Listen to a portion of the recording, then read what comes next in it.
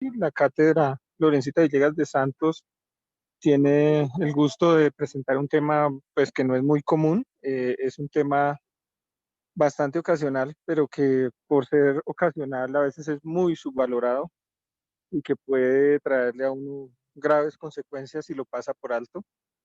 Y este tema pues es la invaginación intestinal posoperatoria a propósito de un caso que se tuvo en la, en el hospital San José.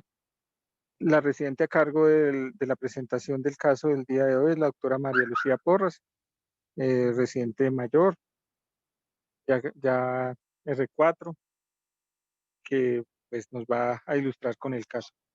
Esperamos que sea de su agrado y sin más, pues esperamos que inicie. Inicien la presentación, por favor. Sí, señor. Buenas noches para todos. Como les dijo el doctor Pérez, el tema que vamos a tratar hoy es la invaginación intestinal posoperatorio. Mi nombre es María Lucía Porras Luenga, soy residente de cirugía pediátrica de la FUCS. Bueno, entonces empezando, como les había comentado el doctor, tuvimos un paciente de 3 años que consultó el pasado fin de semana a la clínica, al Hospital Infantil de San José por un cuadro clínico de un día de dolor abdominal generalizado asociado a múltiples episodios eméticos y ausencia de deposición. Ya lleva 2 días. Este paciente tiene como antecedente de importancia, tenía un tumor de Wilms izquierdo que completó radioterapia porque tuvo una ruptura espontánea y fue operado el pasado 30 de septiembre de este año. Ya llevaba al día de la consulta 2 ciclos de quimioterapia posterior a la resección. No presentaba ningún antecedente alérgico o farmacológico y el único antecedente quirúrgico que tenía era la resección del tumor de Wilms izquierdo. Entonces, al ingreso, este paciente al examen físico presentaba algo de taquicardia, tenía una frecuencia cardíaca de 112 latidos por minuto y al examen físico también adicionalmente se encontraba un abdomen doloroso generalizado, pero sin masas ni signos de irritación peritoneal, no había distensión abdominal y no había presentado nuevos episodios eméticos durante la observación hospitalizada. A raíz de estos hallazgos al examen físico se decide toma de una ecografía abdominal, la cual evidencia una imagen de ecogenicidad heterogénea, de predominio hipoecoico con los bordes regulares, de morfología ovalada en forma de donut, hipervascularizada, a la exploración Doppler con escaso líquido libre en pelvis principalmente. Esto estaba localizado a nivel de fosa ilíaca derecha y consideraron en conjunto con radiología que el paciente estaba cursando con una invaginación intestinal. Recordar que esto pues ya llevábamos 18 días aproximadamente del posoperatorio de la resección del tumor de Wilms izquierdo. A raíz de estos hallazgos se decide pasar el paciente a una reducción hidrostática guiada por fluoroscopia, en la cual se utiliza medio de contraste, se hace un paso progresivo del líquido a través del colon hasta identificar el punto de la invaginación y posteriormente se logra pues el paso completo del medio de contraste a las asas intestinales delgadas, dejando como diagnóstico una invaginación intestinal posoperatoria a nivel ileocólico. A las 12 horas posterior a la reducción hidrostática se decide toma de una nueva ecografía, la cual es completamente normal, y al posterior a dicha ecografía se inicia la vía oral, el paciente la tolera adecuadamente y se le da egreso al día siguiente. Entonces, empezando con la revisión del tema, recordar que invaginación o sea, que una intususcepción es la invaginación de un segmento intestinal a un intestino inmediatamente adyacente. Es la causa más frecuente de obstrucción intestinal en niños en general, sin embargo, pues tenerlo en cuenta que constituye a su vez de un 3 a un 10% de todas las obstrucciones intestinales posoperatorias abdominales y extraabdominales. Se dice que todo paciente que en una cohorte, más o menos la incidencia en general que se tiene para esta patología es de 0.01 a 0.25% de todos los pacientes en los que se les realiza una laparotomía o están en posoperatorio de laparotomía. Y recordar que pues el tiempo esperado para uno clasificar una persona o un paciente en una invaginación posoperatoria es entre la primera semana del posoperatorio y los 30 días posoperatorios. Siendo más frecuente su aparición a partir de los 10 días y siendo la localización más frecuente en el intestino delgado, principalmente una invaginación ilioileal. Usualmente, pues lo que se ha demostrado en la literatura es que este tipo de invaginaciones que se dan en el contexto posoperatorio están más frecuentemente relacionadas con patologías o con cirugías intraabdominales, principalmente aquellas que van a requerir alguna disección del retroperitoneo. Entonces ellos hablan de los tumores retroperitoneales, de algunas otras patologías oncológicas o inclusive a aquellos pacientes en los que es necesario hacerles una disección importante para colectomías como una enfermedad de Hitchcock. Recordar algo de la fisiopatología, entonces al momento en el que se produce la invaginación, recordar que va a haber un segmento intestinal que va a ser el que se introduce en el intestino adyacente y el otro va a ser el recipiente, por decirlo de cierta manera. Entonces, pues de ahí vienen los términos intussusceptum e intussuscipiens, que es de proximal a distal siempre, siendo la localización más frecuente cuando son invaginaciones idiopáticas a nivel iliocólico, pero como ya les había nombrado, en los pacientes que tienen una invaginación posoperatoria, su localización más frecuente va a ser en el intestino delgado en general, siendo más frecuente aquellas invaginaciones que son ilioileales. Esto a su vez va a producir una oclusión progresiva de la irrigación de ese segmento intestinal que se mezclado con el edema que genera progresivamente y el peristaltismo del intestino, del conjugado intussusceptum e intussuscipiens, hace que progresivamente vaya aumentando como el segmento intestinal que se va introduciendo dentro del otro. Aún la etiología de los... bueno, esto a su vez entonces va a generar entonces, una invaginación del mesenterio asociado, congestión venosa linfática, el edema progresivo del asa intestinal, que si no es tratado con una cierta urgencia, va a condicionar posteriormente una isquemia y posiblemente una perforación a nivel intestinal. Entonces, pues esto, como lo podemos ver en la imagen, es mucho más gráfico. Vemos el receptor y el segmento intestinal que se está introduciendo y su debido meso, que es lo que ya va a condicionar la isquemia posterior del segmento afectado, en caso dado de que no se trate oportunamente. En cuanto a la etiología de la invaginación posoperatoria como tal, hay aún muchas teorías al respecto, teniendo en cuenta principalmente que no solo ocurre en aquellos pacientes que tienen cirugías abdominales, también se ha demostrado que pacientes con cirugías torácicas disecciones cervicales pueden generar o pueden presentar estas invaginaciones posoperatorias que no van a tener la localización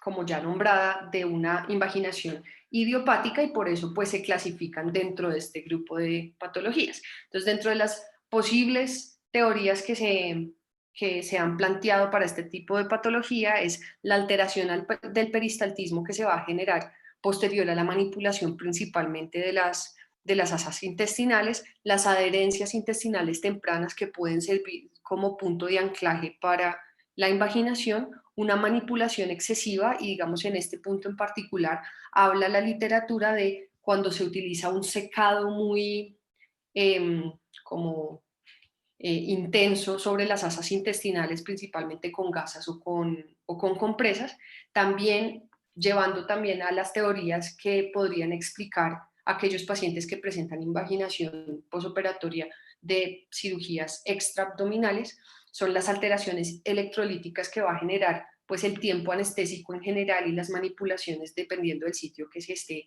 interviniendo y los anestésicos que no solo van a jugar un papel dentro del acto quirúrgico, sino también durante el manejo posterior del dolor en el paciente pues quirúrgico y especialmente los opioides.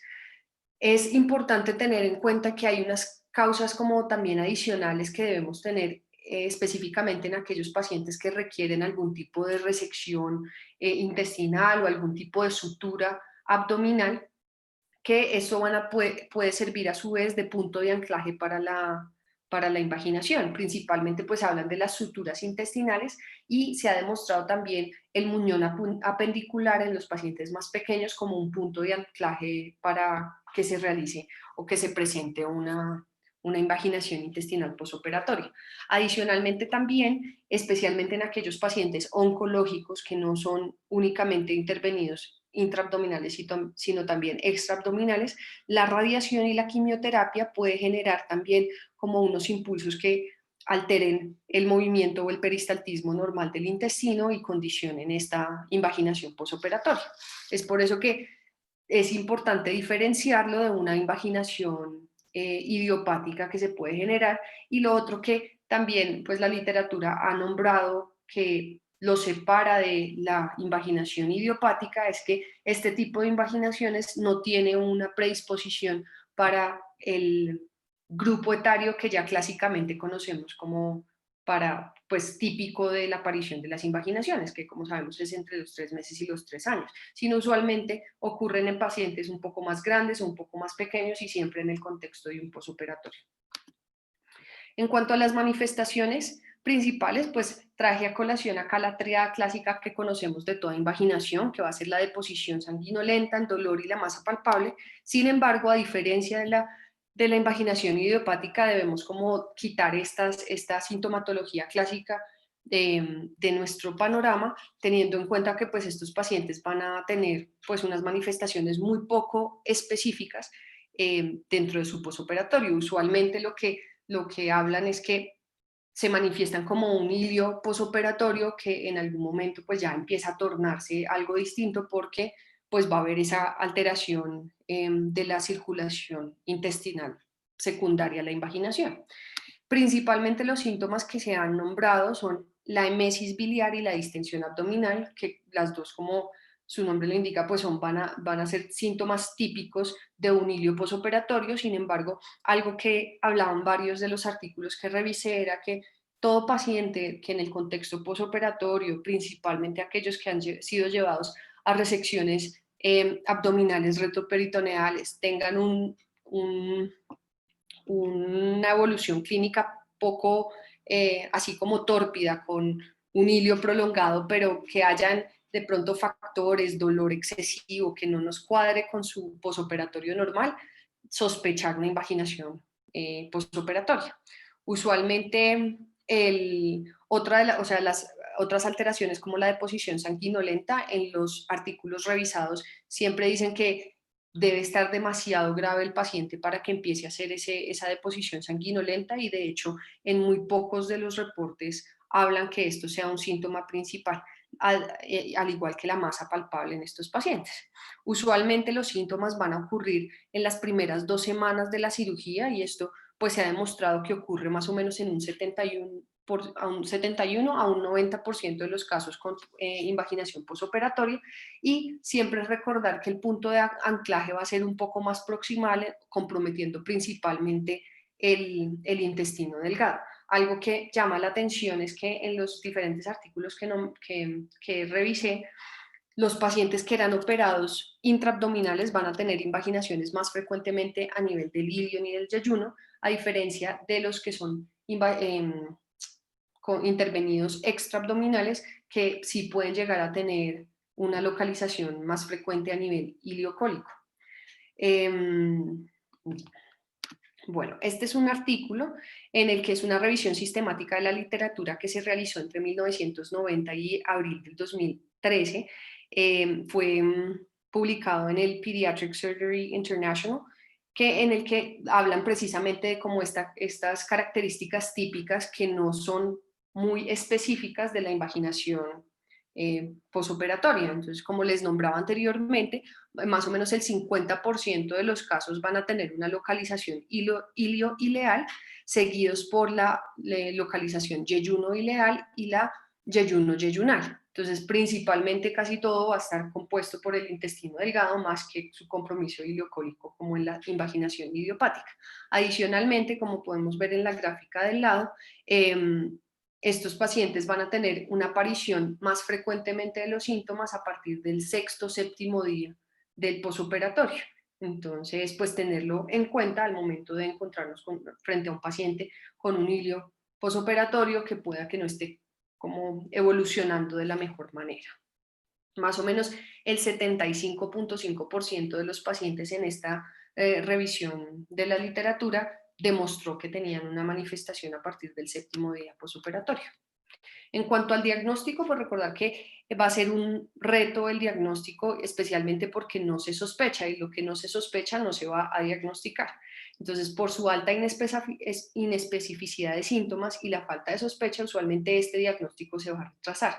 Al igual que la invaginación idiopática, la ecografía sigue siendo el gold estándar, sin embargo, sí se ha demostrado que la especificidad y sensibilidad de este procedimiento, de este método diagnóstico, es menor que en una invaginación idiopática, principalmente porque la localización va a ser a nivel del intestino delgado, puede ser un poco más difícil localizar el punto de la invaginación y al ser exclusivamente del intestino delgado pueden ser asas intestinales que están muy pequeñas y no sea fácil visualizar pues los signos típicos que ya conocemos como es el signo de la diana.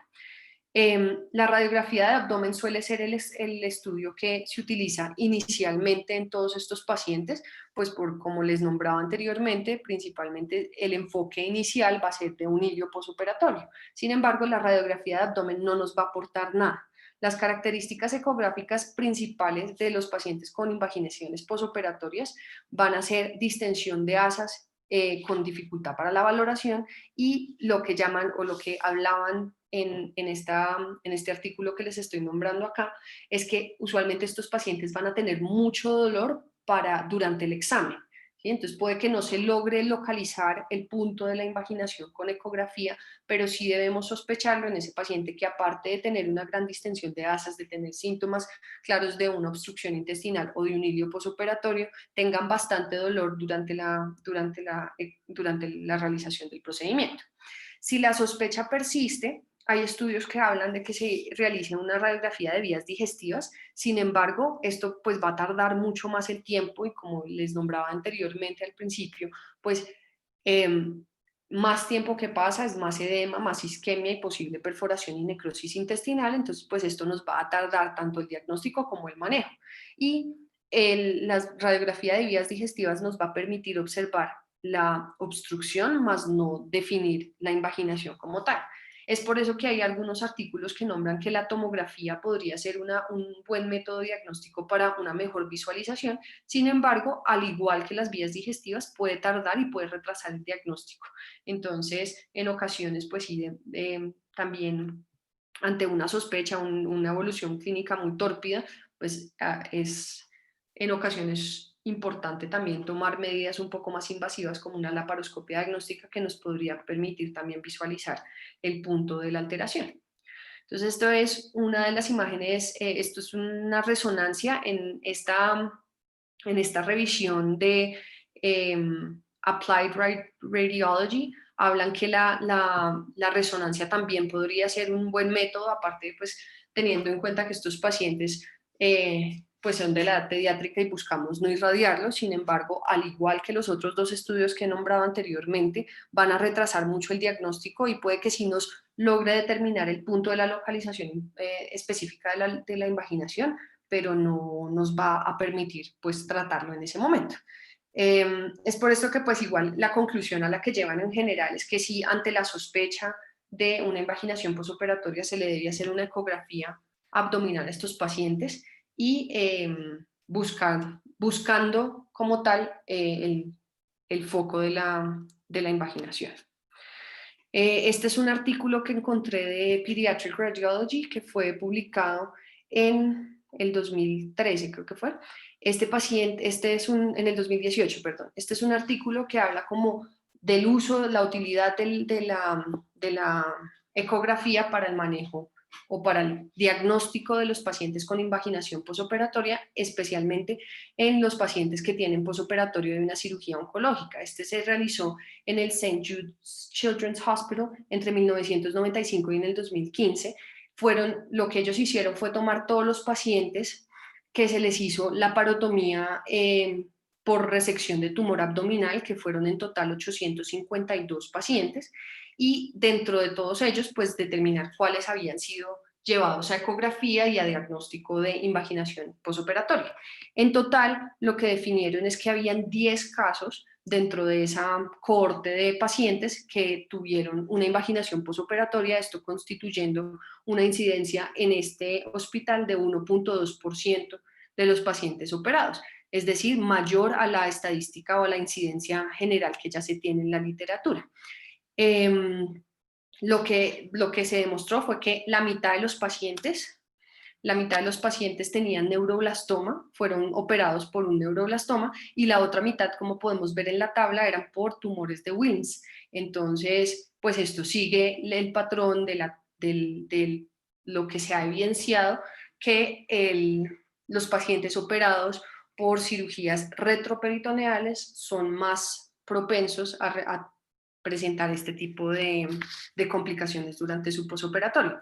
Más o menos, las complicaciones se fueron, o sea, la presentación de este tipo de invaginación se presentó con una media de 5.4 días posterior a la intervención quirúrgica, y sus síntomas principales fueron vómito y distensión abdominal.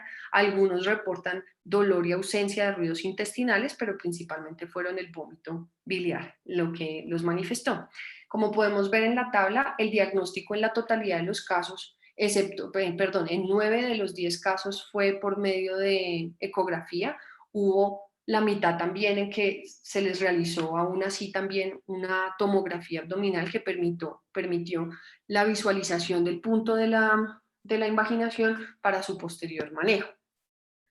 Esto pues constituye una sensibilidad del 89% para pacientes con invaginación posoperatoria y una especificidad del 89% y una sensibilidad del 100%, con una media de diagnóstico al 6º día del posoperatorio. Todos los pacientes fueron manejados con laparotomía exploratoria, y dentro de el manejo como tal que requirieron, 9 de los 10 pacientes se les hizo una reducción manual exclusivamente sin necesidad de ningún otro tipo de intervención, y uno de los 10 pacientes fue el que se tardó un poco más el diagnóstico y sí requirió una reducción asociada a resección de anastomosis por isquemia intestinal.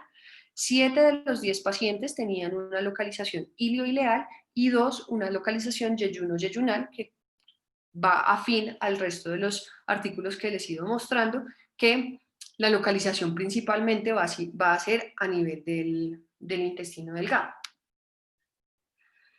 Esto entonces pues es como las diferencias que van a encontrar en los pacientes con radiografía de abdomen y la tomografía como tal. Entonces, como podemos ver, la radiografía de abdomen es poco específica para estos pacientes, y ya cuando se realiza la tomografía, pues vamos a ver la localización de la intususcepción.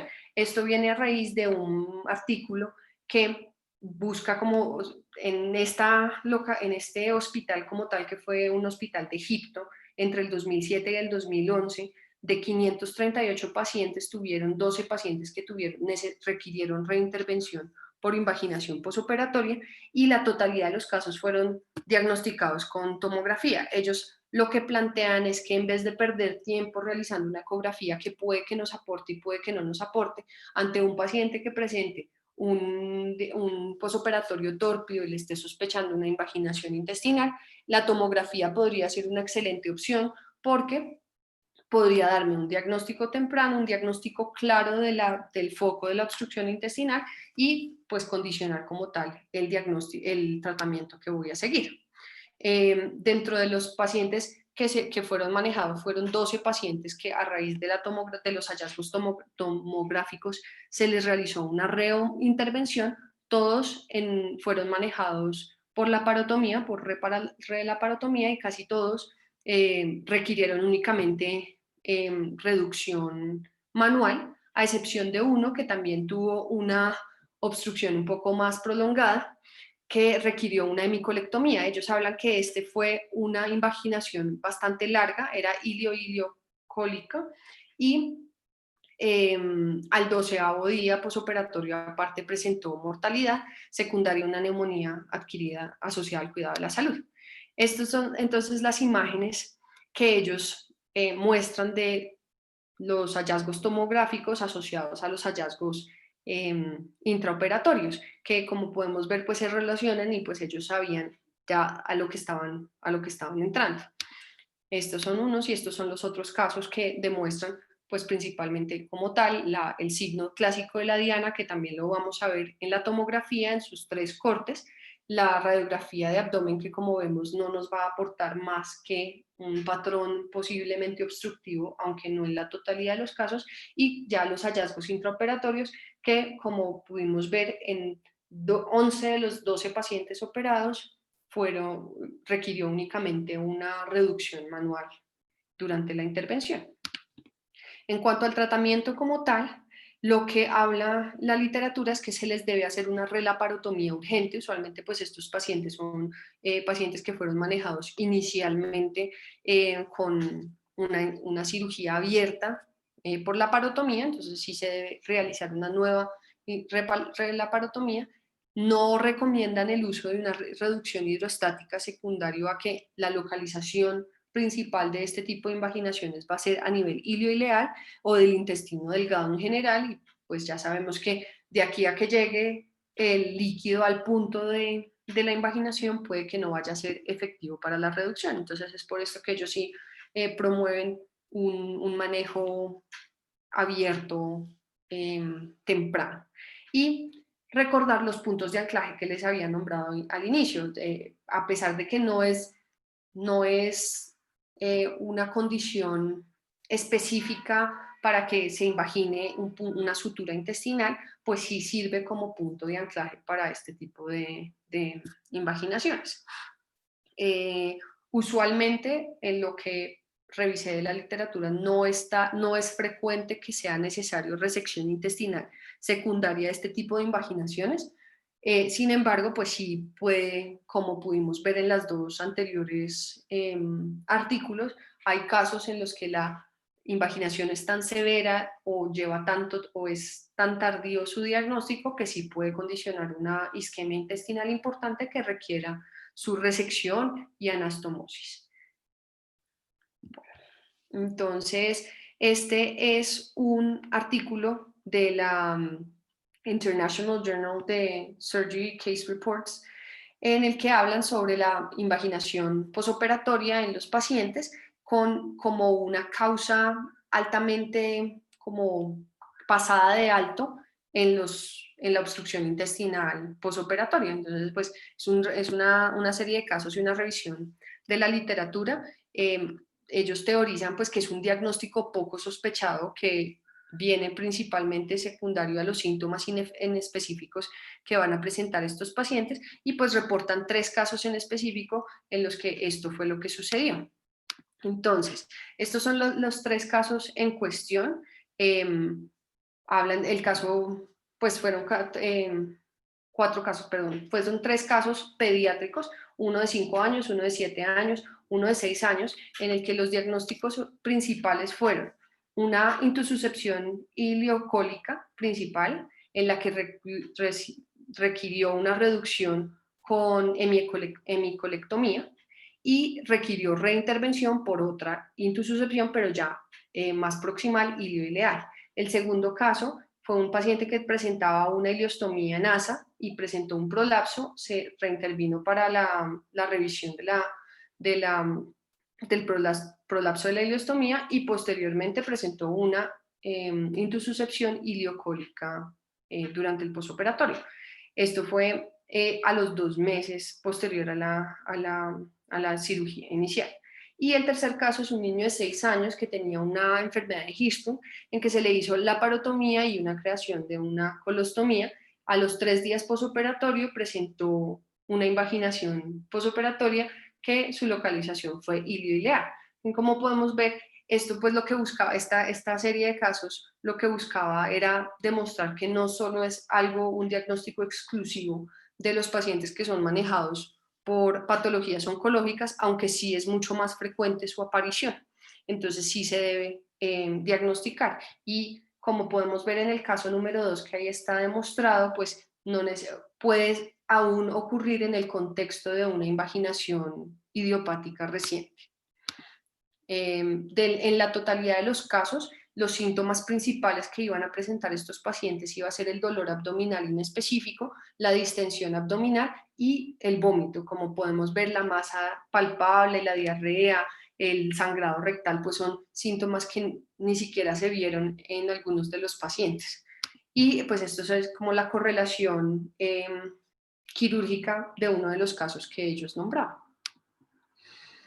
Entonces, a raíz de esta revisión de la literatura, pues sacan esta tabla que es para diferenciar las características de una intususcepción o invaginación no posoperatoria, o sea, una idiopática, que es la que más frecuentemente encontramos, versus una invaginación posoperatoria. Entonces, en cuanto a las causas, principalmente pues la idiopática no tenemos una causa frecuente, aunque ya sabemos que hay ciertas edades, grupos etarios que van a tener un punto de anclaje que puede ser un pólipo o puede ser una masa principalmente. En cuanto a los síntomas principales, son los nombrados al principio de la charla, la triada clásica de dolor, masa palpable y deposición sanguinolenta asociado a otros síntomas inespecíficos como son el vómito, la letargia, alguna alteración del estado de conciencia. En cuanto al diagnóstico, sabemos que la ecografía sigue siendo el gold estándar para el manejo para el diagnóstico de la invaginación. Sin embargo, también nos podemos apoyar en una tomografía en caso de dudas. La radiografía abdominal, al igual que en la invaginación posoperatoria, no van a presentar como mayor utilidad, aparte de demostrarnos que el paciente va a estar obstruido.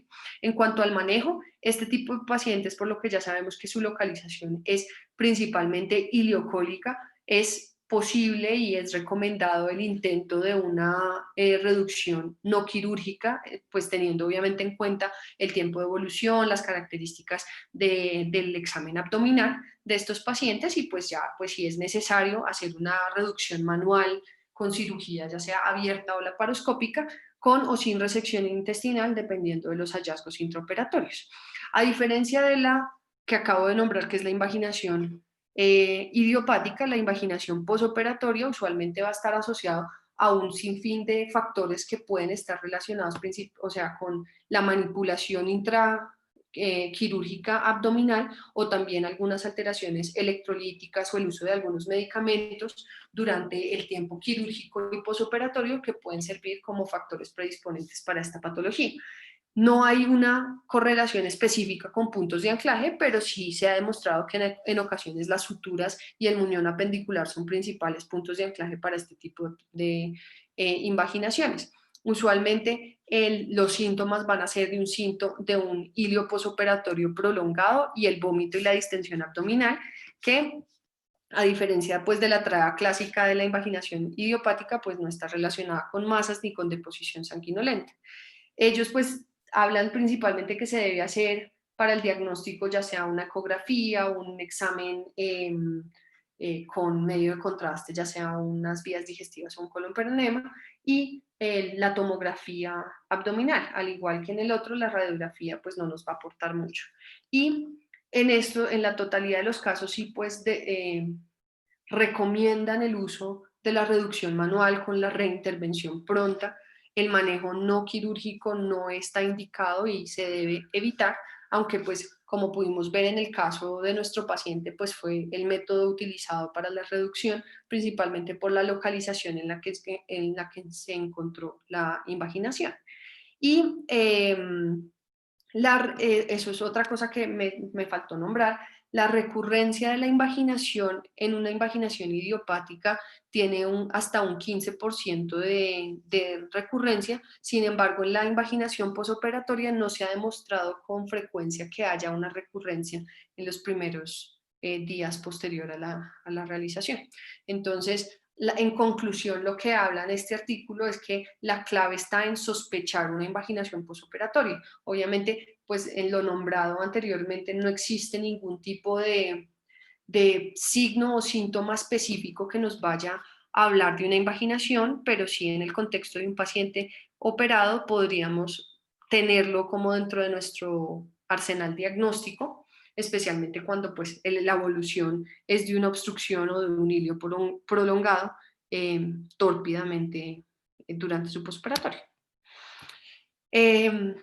Este es otro artículo que les quise traer, es un artículo que se publicó en el Journal of Pediatric Surgery Case Reports en el 2018 que hablan de las características específicas de la invaginación en los pacientes que son llevados a resección de tumores renales, principalmente pues por su manipulación retroperitoneal. Ellos lo que buscaban era identificar determinantes de la invaginación posoperatoria en los pacientes que se les había hecho alguna resección de tumores renales. Esto secundario a la alta inespecificidad de los cuadros de invaginación posoperatoria, que el hilio posoperatorio va a tener síntomas similares y adicionalmente hay factores confusores como la quimioterapia, o sea, pacientes que han sido llevados a quimioterapia y a radioterapia que van a presentar también unas náuseas y un vómito biliar que se va a exacerbar. Adicionalmente, en este artículo realizan una revisión sistemática de la literatura. Esto toman en cuenta 20 estudios con una totalidad de 50 pacientes que tenían una edad media de manejo de 23 meses. Y lo que buscan, pues lo que lograron demostrar es que específica, pues su conclusión es que sí hay una inespecificidad dada por la falta de sospecha, pero pues que sí se deberían tener algunos factores que sí se ha demostrado en los diferentes artículos que son más frecuentes en este tipo de pacientes. Entonces, principalmente la edad, eh, van a ver pues que se va a ver que los pacientes que son menores a un año son más propensos a presentar invaginación posoperatoria cuando son manejados para resección de tumores renales. El vómito biliar es el síntoma principal en todos los grupos etarios, seguido por la distensión abdominal y el aumento de la producción de la sonda nasogástrica, que son, pues como sabemos, síntomas inespecíficos de un hilio. El punto o los síntomas van a empezar a manifestarse con mayor frecuencia a partir del entre el cuarto y el sexto día posoperatorio, pero esto incluye también, como podemos ver en la tablita, que puede llegar hasta el 10.º día, entonces sí tenerlo como en cuenta que a partir de la primera semana, pues ya van a ver este tipo de sintomatologías. Y como hemos nombrado durante el transcurso de la charla, el lugar principalmente afectado en estos pacientes va a ser a nivel ilioileal. Al igual que en otros estudios, este artículo sí mostró que en toda la totalidad de los casos de los artículos evaluados, el manejo fue con relaparotomía inmediata y no recomiendan, y sí hablan que se deberían no se recomiendan en general el manejo con reducción hidrostática o neumática por la localización de las intususcepciones que no va a permitir pues una reducción real. Este pues es un artículo que salió en el 2013, es un poco pues menos reciente que los anteriores, sin embargo me llamó mucho la atención porque pues habla de la invaginación en el contexto de la cirugía mínimamente invasiva, pues a raíz de las diferentes teorías de etiología para este tipo de patología de la invaginación posoperatoria. Entonces, es una serie de casos de una experiencia durante 13 años en, en un hospital creo que es de Israel, perdón, en el que se manejaron 822 casos de invaginación, que en su totalidad fueron 718 pacientes, y 22 casos de esos 822 fueron por invaginación posoperatoria. Ellos pues hicieron como la búsqueda invertida, primero todos los casos de invaginación y después ya en el contexto del posoperatorio, evidenciando que la edad media de manifestación iba a ser en los 4.7 años de edad y aparecía a partir del 8.º día posoperatorio, más o menos 5. Esto fue una serie que este grupo de pacientes fueron evaluados entre 1997 y el 2010, 12 de los pacientes fueron pacientes que habían sido llevados a intervenciones quirúrgicas abdominales y 10 pacientes eran con cirugías extraabdominales, incluyendo toracotomías y disecciones cervicales. Solo uno de estos pacientes, de estos 22 pacientes, fue manejado por cirugía laparoscópica y al igual que en los otros estudios que hemos revisado, la localización más frecuente iba a ser ilioileal en los posoperatorios abdominales y acá pues es lo que les medio nombré al principio, que sí mostraron o sí demostraron que la localización en los pacientes que tenían un posoperatorio reciente de cirugía extraabdominal sí iban a tener una localización iliocólica, que esto a su vez tuvo una diferencia significativa estadísticamente. Entonces, pues como para tenerlo en cuenta, en el contexto de un paciente con postoperatorio, pues sí es más frecuente su localización ilioileal si es una cirugía abdominal y iliocólica si es una cirugía extraabdominal. Obviamente, pues esto es una serie de casos que pues tienen una muy buena cohorte, sin embargo, pues no nos va a poder marcar pautas para diagnóstico o sospecha posteriormente. La conclusión de este artículo es que sí podemos, aunque no hay una evidencia estadísticamente significativa de como factor protector de la cirugía laparoscópica para invaginación posoperatoria, sí podemos ver que es menos frecuente con respecto a otras intervenciones. Sin embargo, pues ellos lo que como que no cuadra dentro del estudio es que pues los pacientes que ni siquiera se intervienen abdominalmente pueden tener, o sea, en el abdomen no van a tener, pueden tener invaginaciones posoperatorias. Entonces, pues no, aún hay mucho por estudiar sobre la etiología real de este tipo de invaginaciones en los pacientes. Entonces, a manera de conclusión de la charla, pues lo principal es que se debe tener la sospecha clínica de una invaginación posoperatoria en el contexto de un paciente que tiene una cirugía reciente, ya sea abdominal o extraabdominal, que vaya a tener un hilio posoperatorio prolongado, que tenga una evolución tórpida y sus manifestaciones principales van a ser el vómito y la distensión abdominal. Como podemos saber, pues podemos ver durante el transcurso de la charla, los síntomas son altamente inespecíficos, pero sí es importante tenerlo en cuenta como dentro de las posibilidades de complicación posoperatoria. Su manifestación principal va a ser a partir del 6º día posoperatorio hasta más o menos el 10º día posoperatorio. Sin embargo, toda invaginación que sea en el primer mes del posoperatorio se debe considerar una invaginación posoperatoria. Como también lo pudimos ver, la localización más frecuente va a ser en el intestino delgado, principalmente a nivel ilioileal, y siempre se recomienda la cirugía para reducción manual de estos pacientes. Obviamente, pues sí, debemos, como en todo, tratar sí, modificarlo a nuestro contexto específico del paciente, pero sí en la totalidad de los casos hablan que deberíamos optar por un manejo abierto para una reducción manual de estos pacientes. Muchas gracias. Bueno, muchísimas gracias, María Lucía. Pues es una charla, como bien lo dice nuestra residente, es una charla de una patología que siempre subvaloramos, que no esperamos tener, que a veces, de la que a veces no se habla, y por esta misma razón, pues, produce algunos, pues, desencuentros complejos con las complicaciones posoperatorias en estos pacientes, especialmente en los pacientes oncológicos, que son pacientes en los que uno, pues, muchas veces no quisiera llegar a una reoperación, pero que desgraciadamente en estos casos, pues, se hace necesaria y, pues, esperando no retrasar el diagnóstico para no tener, pues, una desventura de tener que realizar en un paciente que está posoperatorio y oncológico una resección.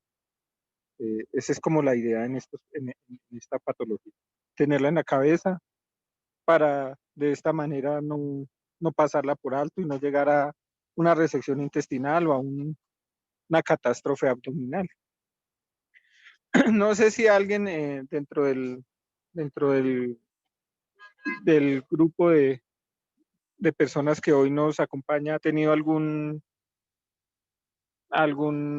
caso o ha encontrado alguna invaginación posoperatoria y quisiera comentarnos acerca de su experiencia con esta patología. Buenas noches. Colegas, saludos desde Costa Rica. No sé si me permiten tal vez unas duditas. Buenas noches, doctor Molina. Claro que sí. Sí, gracias. Primero agradecerles por compartir este tipo de espacios. Yo creo que definitivamente durante la pandemia se ha vuelto frecuente en diferentes partes y yo creo que definitivamente nos ayuda a todos y sobre todo a nuestros pacientes compartir experiencias. Así que los felicito por eso y de nuevo gracias por las invitaciones. A mí me dejó un poco de dudas, un poquitito el caso.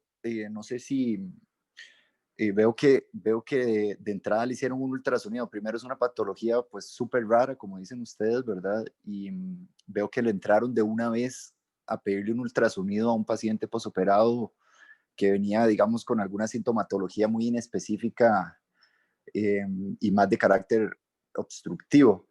No sé si ya llevaban, esa es la primera pregunta, si ustedes ya llevaban en mente esa sospecha de una invaginación posoperatoria dentro de la rareza de la patología.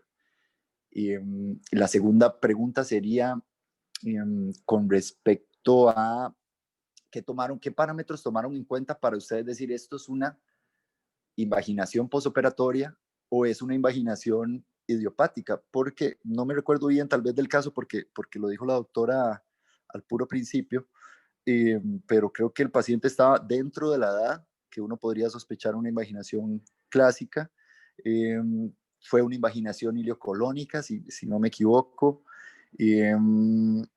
No sé, obviamente sí tiene algunas cosas hacia la invaginación posoperatoria, por lo que dijo la doctora, ¿verdad? Operada en Wilms. Siento que también estaba la imaginación un poco lejos de ese lado también. O sea, ¿qué parámetros les hizo a ustedes decir, sí, esto es posoperatorio o no? Es idiopática. No sé si en la cirugía, en la primera cirugía que le hicieron del WIMS, tal vez habrán descrito algún signo pivote o algo por el estilo cerca de la válvula, no sé. Y la tercera pregunta es si por casualidad la doctora habrá encontrado alguna evidencia científica que se apunte más hacia que este tipo de complicación postoperatoria se pueda ver más frecuentemente en patología resuelta de manera abierta versus laparoscópica, porque veo que dentro de los estudios muchos se apuntan a lo que es manipulación del intestino, ¿verdad? Retracción del meso, secado excesivo de las asas, etcétera, etcétera, o adherencias, que son ventajas que nos da la cirugía laparoscópica. Nada más y de nuevo felicidades a la doctora, excelente presentación y de nuevo gracias a todos por compartir. Buenas noches, doctor. Bueno, entonces voy a empezar en orden las preguntas que usted nos hizo. Entonces, la primera es que la verdad, la sospecha no existía antes de tomarle la ecografía al paciente. La razón por la cual se decidió tomar una ecografía fue porque llamaba mucho la atención que se estaba quejando de bastante dolor. Y en el contexto pues de la cirugía reciente lo que pensábamos principalmente era que tuviera algún tipo de colección intraabdominal y queríamos ver eso. Sin embargo, pues ya al momento de la ecografía pues se encontró la imagen que les mostré al principio de la charla y pues lo describen como una invaginación. Al momento ya del manejo como tal y la razón por la cual se decidió también pues el manejo hidrostático fue por la localización que ellos fueron muy específicos los radiólogos en decirnos que estaba a nivel de fosa ilíaca derecha y por eso se subió a salas de cirugía y se le hizo la reducción guiada por fluoroscopia en salas de cirugía, siempre teniendo en cuenta y de hecho se hizo la anotación en la historia clínica claramente y se habló con la mamá de que si no se podía hacer la reducción, si había algo que veíamos que no estaba bien, pues se iba a operar, o sea, se iba a hacer un abordaje abierto inmediatamente. Es por eso pues que le nombraba, obviamente también como lo adicional que nombraba usted, que si en la primera cirugía habíamos visto algún punto de anclaje que de pronto pudiera explicar o que nos aumentara la sospecha, la verdad no. La cirugía de la nefrectomía pues no tuvo ninguna complicación durante el procedimiento y no se encontró ninguna alteración adicional al tumor, pues como tal, renal. En cuanto a lo que usted preguntaba, doctor, si en la literatura había alguna evidencia de aumento de la incidencia con el manejo abierto versus el laparoscópico, por eso les quise traer ese, pues ese fue uno de los únicos artículos que encontré al respecto. Sin embargo, pues algo que llama la atención en todas las revisiones de la literatura, en todas las series de casos que leí para la preparación de esta charla, es que sí son muy enfáticos en que esto es una patología que se puede presentar en un contexto posoperatorio de cualquier sitio, ¿sí? No específicamente de una cirugía abdominal. Sí es más frecuente en la cirugía abdominal y en la cirugía abdominal retroperitoneal, y la razón por la cual también teorizan del retroperitoneo es porque alguna asa intestinal haga una adherencia fija al punto de disección pues, del retroperitoneo, y pues que eso sirva como punto de anclaje para el resto de las asas intestinales. Sin embargo, como pudimos ver en en el último artículo, la mitad de los casos fueron en pacientes con cirugía extraabdominal, razón por la cual el abordaje como que pierde peso para la sospecha o no, o la presentación o no de una invaginación postoperatoria. En pacientes operados del tórax, en pacientes operados del cuello, también pueden presentar una invaginación postoperatoria, y la etiología que le atribuyen a este tipo de invaginaciones son alteraciones electrolíticas principalmente que ocurren durante el perioperatorio, y algunos analgésicos y opioides que se utilizan durante el posoperatorio temprano. Entonces, pues eso. Y pues devolviendo un poquito, que se me había olvidado, otra de las preguntas fue ¿por qué no asumimos que esto había sido una invaginación idiopática? Lo que dice la literatura es que todo paciente que ha tenido una cirugía, o sea, que tenga una invaginación en los primeros 30 días posterior a la cirugía, se debe clasificar como una invaginación postoperatoria. Claro está que sí, el paciente tiene 3 años y está dentro del grupo que podría tener una invaginación idiopática, pero pues en el contexto específico que él llevaba 18 días operado, que aparte se le suma que era una intervención retroperitoneal, que sí se ha demostrado que tienen como más incidencia con respecto a otras cirugías, pues se decidió clasificar como una invaginación postoperatoria. Bueno, muchísimas gracias, María Lucía, por su aclaración. Creo que fue más un asunto de clasificación que de fisiopatología, de la invaginación en el contexto de este paciente idiopática. La doctora Romina Braverman está poniéndonos en el chat un caso de un paciente posoperatorio de apendicitis que ella tuvo. No sé si ella quisiera ampliarnos eh, el, pues el caso y contarnos cómo fue su manejo y cómo les fue con este. Tiene el micrófono para realizar la intervención, si quisiera. Hola, buenas noches. Yo soy de Corrientes, Argentina, y en realidad recordé este único caso que tuvimos por lo menos en 18 años que estoy en ese hospital, y fue una invaginación postoperatoria, como puse ahí en el chat, de una apendicitis gangrenosa, que al 5.º día de postoperatorio, que debería haber iniciado tránsito y estar de otra manera el paciente, estaba con síntomas de oclusión intestinal, con mucha distensión abdominal, con dolor abdominal importante, y en realidad no tenía neumoperitoneo en las radiografías, pero alguien había asumido que era probable que haya habido una dehiscencia del muñón o alguna otra cosa, porque el postoperatorio, como lo había comentado la doctora en su presentación, no era el esperado para ese tipo de apendicitis. Así que en realidad se tomó la conducta quirúrgica porque la oclusión generaba mucho dolor y mucha distensión, y fue un hallazgo intraoperatorio, una invaginación ilioilial, que se pudo resolver por desinvaginación manual sin tener que hacer resección y anastomosis. Fue el único caso que tuvimos en este hospital, por lo menos, en estos últimos años. Y bueno, pero es un diagnóstico para pensarlo, para poder diagnosticarlo, como dijeron en la charla. Muy buena estuvo, muchas gracias. Muchísimas gracias, doctora Braverman. Nos place mucho tener personas de diversos lugares de Latinoamérica acompañándonos el día de hoy. Nos es muy valiosa la experiencia pues, de todos, sobre todo en este tipo de patologías que son bastante infrecuentes. Y Sí, pues tal las cual. La diversas... verdad que seguí todas las charlas durante esta cuarentena y fueron todas muy, muy interesantes y muy amenas. Así que felicitaciones a todos los profesionales que las presentaron porque realmente hicieron hasta aquí un gran trabajo de revisión y justamente de temas que no son comunes. Muchas gracias. Muchísimas gracias, doctora Braverman. Esperamos seguir contando con su presencia, así como la de todos los cirujanos de Latinoamérica que se han vuelto habituales en nuestras charlas. Esperamos seguirlos teniendo acá los lunes y los jueves. El doctor Alberto Martínez levanta la mano para hacer una intervención. Tiene el micrófono para usted, doctor Alberto Ramírez, perdón. Tiene el micrófono para usted. Muchísimas gracias, doctor. Buenas noches para todos.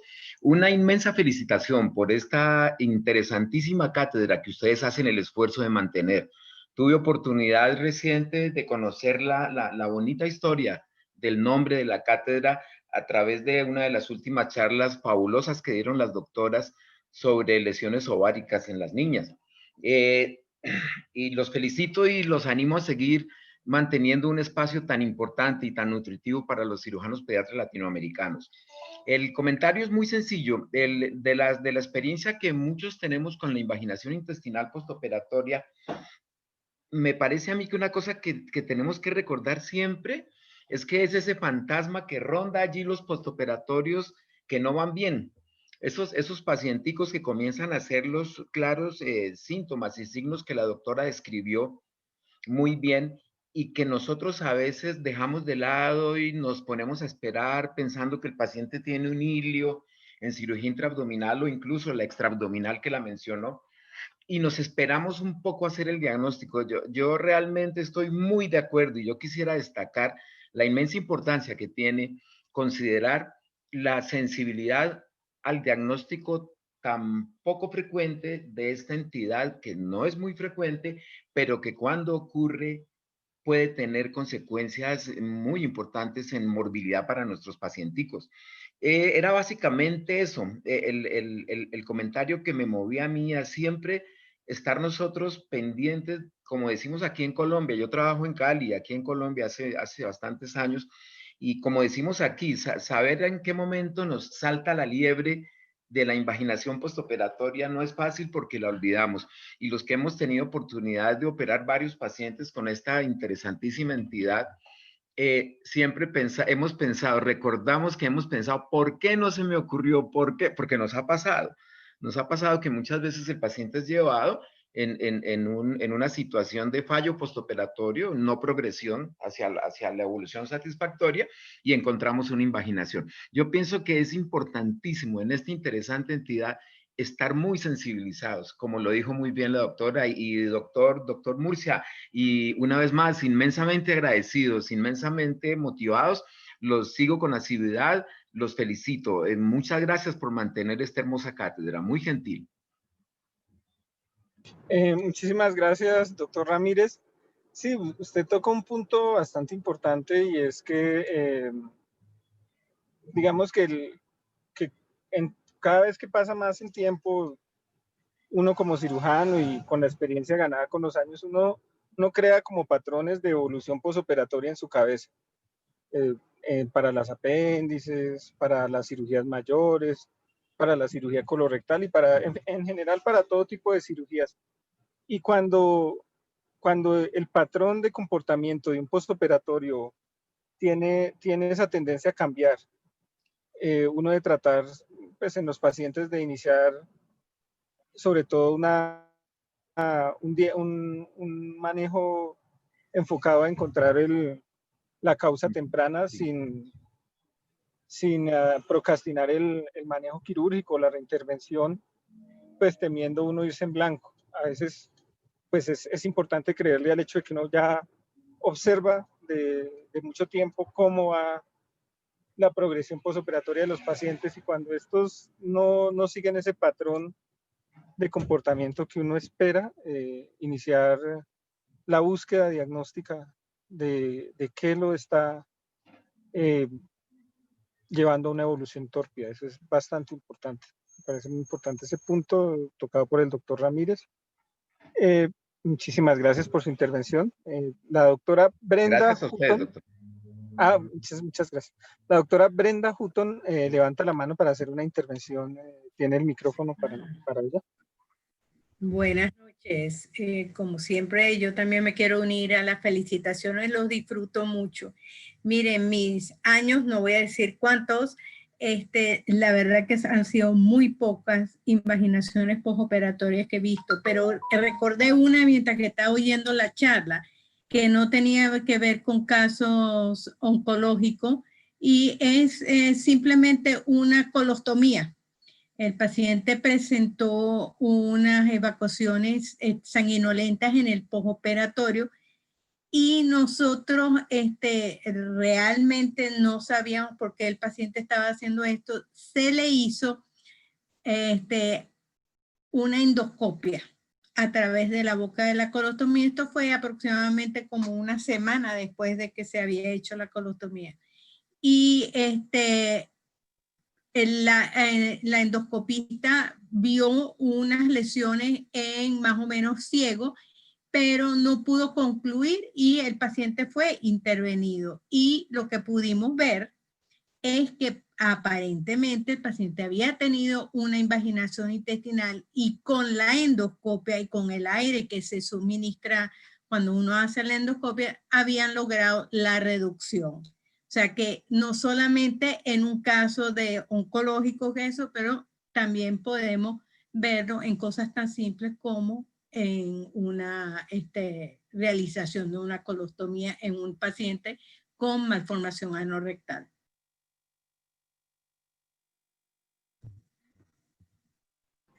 Muchísimas gracias, doctora Hutton, por su intervención en este tipo de caso que pues, también es bastante inusual, lo de la invaginación asociada a la realización de colostomías. Realmente pues no hemos tenido, pero es importante también considerarla.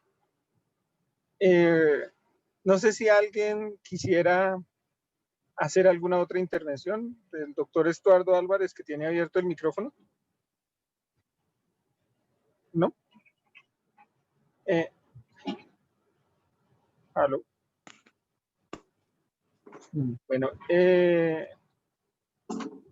nosotros pues nos sentimos muy honrados de tener cada lunes y cada jueves la compañía de los cirujanos pediátricos de diversos lugares de Latinoamérica para enriquecer pues este espacio que en su filosofía más básica es un espacio democrático en el cual pues sin considerar que se hace una pontificación, se espera llegar a los mejores aportes a un tema académico para el beneficio de nuestros pacientes a través de pues, estas charlas y la presentación de estos casos, que esperamos pues sean de su agrado y logren pues dejarles bastantes enseñanzas prácticas para el quehacer diario quirúrgico en sus diversos lugares donde se encuentren. Nosotros tratamos de subir las charlas, a veces pues nos suceden algunos problemas técnicos, pero en su gran mayoría están en nuestro canal de YouTube, que se llama pues igual que la cátedra, Lorencita Villegas de Santos, y pues que estamos tratando de conservarlo como una biblioteca virtual de temas para cuando ustedes pues tengan un paciente pueda servirles de bibliografía, y eso pues nos parece muy importante. El próximo jueves a las 8 de la noche vamos a tratar un tema que es pues de cierta forma es común en nuestro quehacer diario, son las anomalías vasculares, lo que nosotros en algunos lugares de Latinoamérica llamamos linfangiomas, que ahora pues se llaman anomalías vasculares, con énfasis en el diagnóstico y en la clasificación del 2018, para dejar pues bastante clara la clasificación, que pues a veces es bastante problemática. Y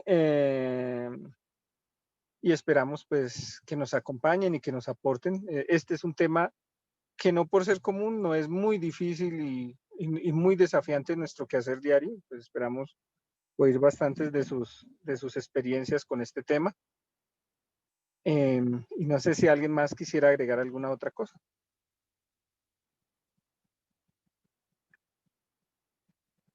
Bueno, entonces los esperamos el próximo jueves a las 8 de la noche y reiteramos que nos sentimos muy